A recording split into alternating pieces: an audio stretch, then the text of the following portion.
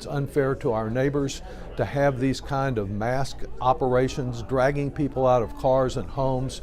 It's not American. ICE operations were recently confirmed in Hayes County, and what do you think about the increased activity? I'm very troubled by them.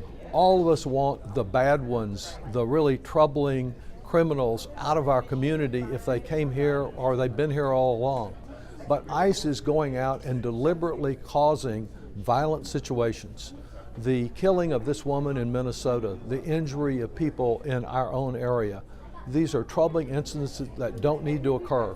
Apparently in Hayes County, none of the local law enforcement was even told this operation was underway. It's unfair to them, it's unfair to our neighbors to have these kind of mass operations dragging people out of cars and homes. It's not American. We need to focus on those who committed wrongdoing, but not on those who are contributing to our community but lack the proper documents to be here. In Kyle, the authorities said that a person was actually hurt by ICE while being detained. That's what we're seeing all over the country. Deliberate instances, whether in the person detained or the many neighbors who are out there saying, why are you taking this person away from us who's contributing, who's working hard in our community? They haven't committed any crimes. Why don't you let them stay and contribute and focus on those President Trump said he would focus on, but now it's sort of anyone he can find to deport from our country, and we're all the loser as a result. Yesterday, Senator Cornyn introduced the ICE Protection Act, which would increase penalties for people who assault/harm federal law enforcement. So what are your thoughts on that? Well, I think our laws are perfectly adequate now with regard to assault on any individual. Certainly, I don't support assaulting law enforcement officers. I want to see all of our laws properly enforced. But in this case, I'm finding in talking to colleagues in Portland and Chicago and Minneapolis that ICE seems to be there to stir up trouble rather than to prevent it. Are you concerned about the rhetoric around? I'm greatly concerned. On both sides. What I'm mostly concerned about is building an atmosphere of anti-immigrant hysteria. The comments that President Trump have made are extremely troubling. They encourage the kind of incidents that we've had. Militarizing our cities.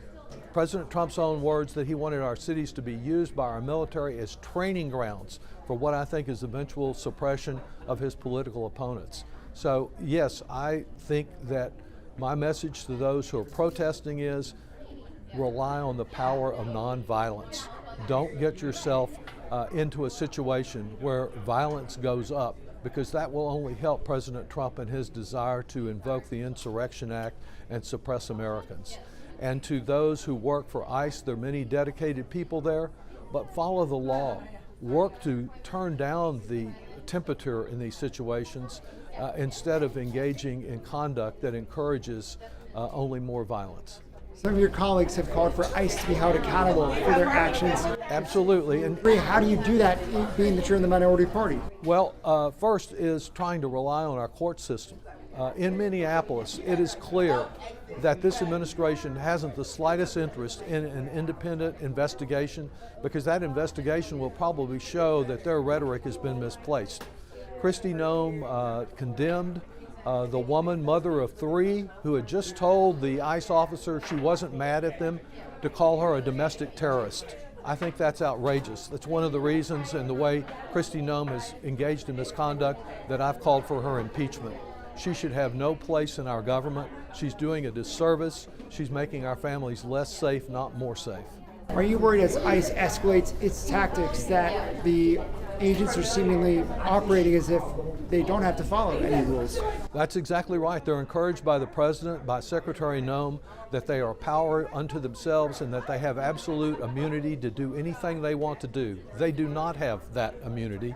And what we need, when state law enforcement officers in Minneapolis are excluded from the investigation, when Kristi Noem announces the result of the investigation before it has even begun, you know that this is an attempt to cover up instead of to open up to the public any transparency that is necessary to know what actually happened here.